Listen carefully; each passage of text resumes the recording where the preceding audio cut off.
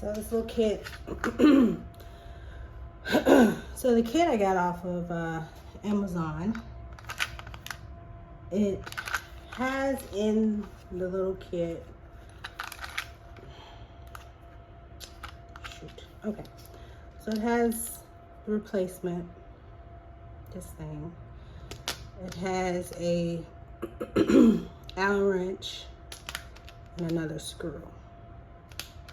So looking in here, I can see where everything goes. It's just a matter of taking it out and putting a new one in. I was hoping that once I got it open and had a little bit more access, I could actually tighten it. However, that is not the case. So it looks like we're gonna have to replace it. Not really looking forward to it because, guys, I don't know. I don't want to break this thing because I love it. So we're gonna go ahead and try to take it out, put the new one in, test it out, okay? Here we go. Okay, so now it is screwed in. This is in tight. Now